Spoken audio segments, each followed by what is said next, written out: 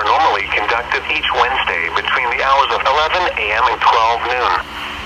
If any warnings or watches are in effect, or threatening weather is possible, the test will be postponed until the first good weather day. Again, this has been a test of the NOAA weather radio warning alarm and EAS signal. We now return to the regular broadcast cycle.